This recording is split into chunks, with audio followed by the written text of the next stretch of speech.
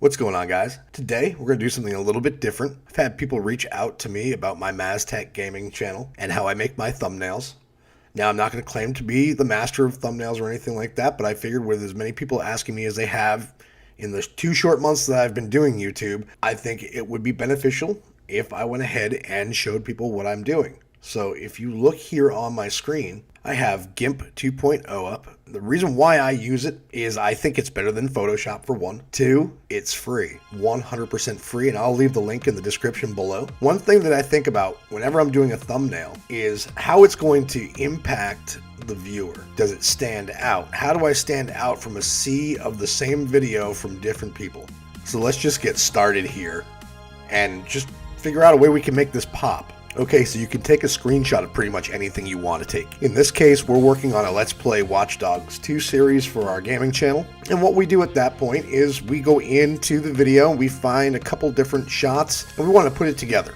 We just start with a simple export for those of you that use HitFilm 4 Express. So we just export some frames that we want to put together, but we'll start with this one. I'm going to be focusing on the 2 people at the front sitting on the sofa, Marcus and Wrench from our Watch Dogs 2 video. The first thing I want to do is pull them off of the background. So I'm going to go ahead and grab my lasso tool, and that's located right here. From that point, we just want to find a starting point. Now, this does not have to be perfect. We just want to watch it as we continue to go through. What we're going to do is we're going to outline what we want to cut out of this picture, okay?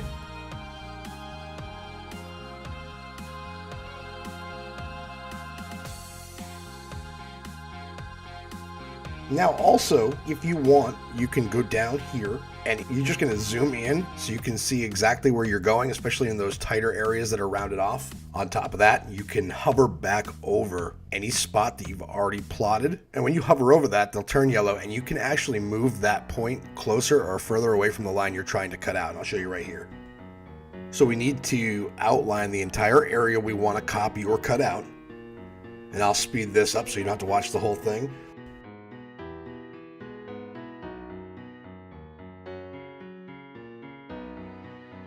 Once you come back around to that original point, everything will be selected. Now at this point, you just copy. So you can hit Control-C instead of going into Edit and Copy. And then you want to go up to File and open a new screen in GIMP. Now this is anybody's preference, but for my thumbnails, I always like to do 1920 width. And the height is 1080, which is 1080p. And then on your layer pane, you want to go ahead and delete that white background. Then click right here, and it's going to open up a create new layer. And at the layer fill type, the radio button is clicked on under transparency and then hit OK. Then for the people that are used to it, we're going to go to edit, and then we want to go ahead and paste. And now you can see that Marcus and Wrench with the sofa are cut out, and that's the only thing on this background now. The next thing we want to do is get our background ready. So pull up the background that you saved, or feel free to create your own. Once you're happy with the background, you want to go back to your original cutout, copy it again, and we're going to go ahead and paste it onto that background. Once you paste it, you'll see that it says floating selection. So what we're going to want to do is just click the layer button down at the bottom corner again, and that will paste it onto its own layer. Then we want to click the move tool, which is the little 4 arrows that I'm indicating here. We want to position it where we want to on our background. Once we're happy with that, make sure that that layer is still selected. Then go over into the layer option right here. Go down the list until you find transparency. And then we want to go over, it's going to open up another menu. You want to go to Alpha to Selection. And at that point, you'll notice that the cutout again is selected. Now we're going to find Select. We're going to go ahead and scroll down to Grow. And once we go in there, I like to change it to 10, but it really is up to you. Once that's been changed, you'll notice that the outline of the picture has gone out a little bit, away from the outline that you had originally cut out. We want to create yet another layer. We want to push this button here with the transparency as your fill type, of course. And you want to make sure that that new layer is positioned below the pasted layer that has our picture. So the first thing we're going to do here now is we're going to go ahead and fill in that gap that we created with the grow process. So you want to go ahead and change your color palette, which is right here. For this, we're going to change it to white. Once you've chosen your color, select the paintbrush tool. You can change the size of the paintbrush in this bar right here. Then we want to make sure that we have that new layer selected and just use your brush to paint it white.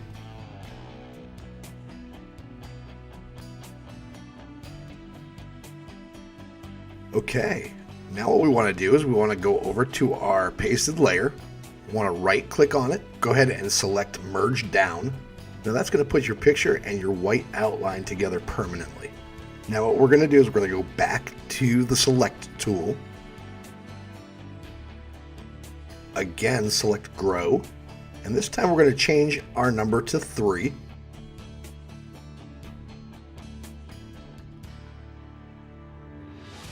Go back into your color palette, change it over to black.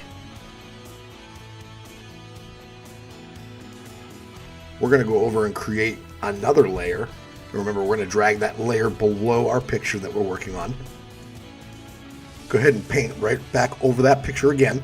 And as you can see, it gives you a black outline, kind of makes it just stand off the page a little bit more. Again, we want to take that top layer, right click on it, go down to merge down, click on that, and that's going to add it to our layer again.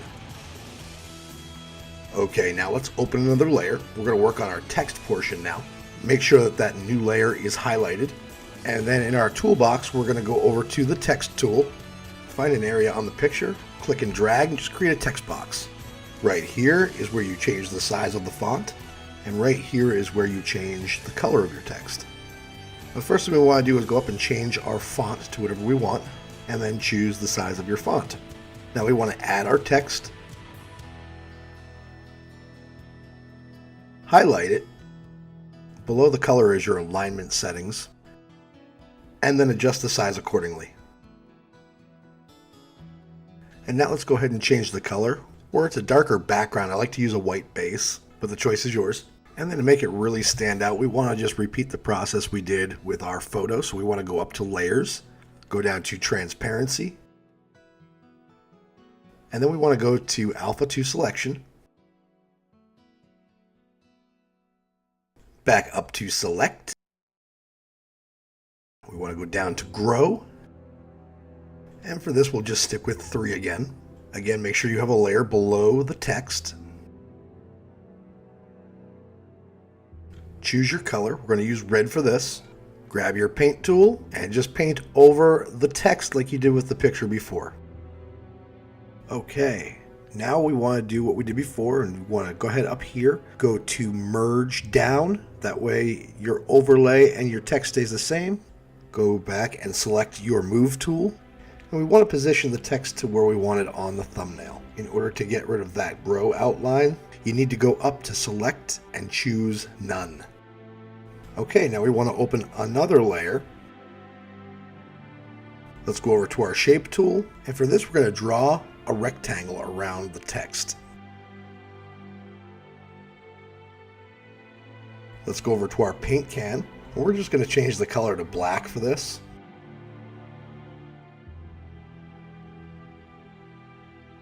Make sure that it's on the top layer. Then go ahead and color that rectangle in. Now we didn't make any mistakes, bear with me. Go back over to your layers and drag that top layer down below the text layer, which is that second layer there. Now if we did it with the text on top, we would have had to fill in each space between the letters. This makes it way simpler. Then, you guessed it, we take that top layer, right click on it, and go to merge down. This makes it so if you need to move it, it all moves together. Now for some finishing touches, you just want to open some of the files that you have, copy, and paste them into your thumbnail.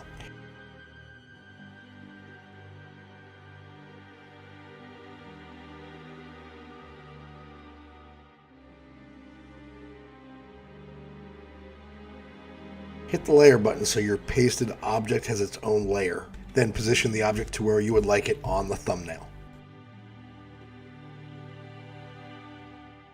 Now, I also like to make sure that I put the logo of the game I'm playing into the thumbnail. So we pulled it up. We're going to copy and paste it into our thumbnail and position it right now.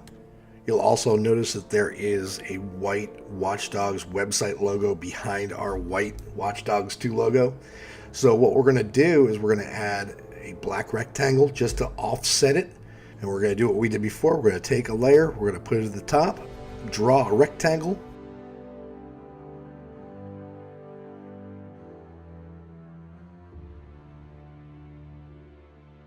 color it black, and then move that layer below the Watch Dogs 2 logo. Once we're done, we want to go to File, and we want to go to Export As. At this point, you want to save the file to the name of your choice, and make sure that it is in a JPEG form. This will be recognized on YouTube, so you can put this in as a custom thumbnail. And there you have it. I am currently working in collaborations with the channel Flipped Lifestyles, currently working on a campaign to help new YouTubers, because we are new YouTubers ourselves, get started. I encourage you to go over to Flipped Lifestyles channel and check out Damon's 5 things you should know before starting a YouTube channel. I'll go ahead and post the channel link in the description below. I'm going to try to do an off-subject video like this once a week. If you found it beneficial, please give a like and subscribe to our channel for more videos like this on the way. Thanks for watching, and as always, thank you for being a gamer. See you next time.